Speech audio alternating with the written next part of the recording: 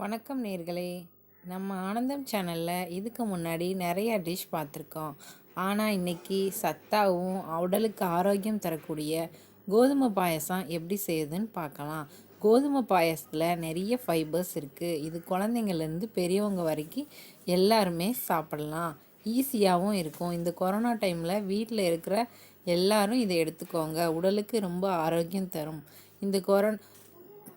இந்த கோதுமை பாயாசம் செய்வது எப்படி அப்படின்னு சொல்லிட்டு இனி வர வீடியோக்களில் பார்க்கலாம். இது எல்லாரும் வணக்கம் நேர்களே. நம்ம இன்னைக்கு ஆனந்தம் சேனலில் ஈவினிங் டைமில் ஈஸியாகவும் ஹெல்த்தியாகவும் டேஸ்டியாகவும் இருக்கக்கூடிய கோதுமை பாயாசம் எப்படி செய்கிறதுன்னு பார்க்கலாம். முதல்ல ஆனந்தம் சேனலை சப்ஸ்கிரைப் பண்ணுங்கள். பக்கத்தில் இருக்க பெல் ஐக்கானை கிளிக் பண்ணுங்கள். வாங்க நம்ம வீடியோக்குள்ளே போகலாம்.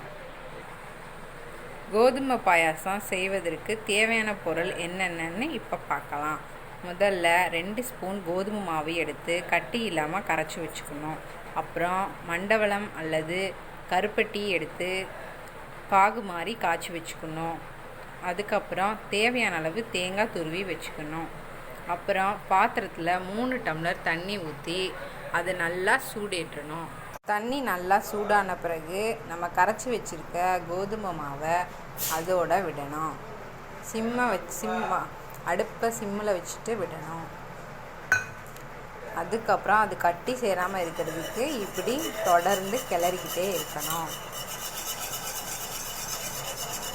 கொஞ்சம் கூட விடாமல் இப்படி கிளறிக்கிட்டே இருந்தால் தான் அது பாயாசம் மாதிரி வரும், அல்லது கட்டி சேர்ந்துடும். இப்போ நம்ம 5 to 8 மினிட்ஸ் இது நல்லா பாயாசம் பதத்துக்கு வரும் வரை நல்லா கிளறி வச்சுருக்கோம்.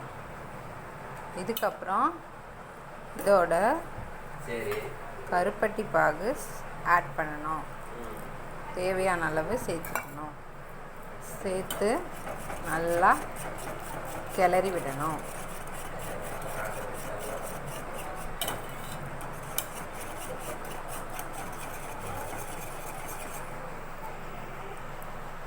இது நல்ல பாயாசம் பதத்துக்கு வந்ததுக்கப்புறம் 1 ஸ்பூன் அளவு நெய் விட்டுக்கணும்.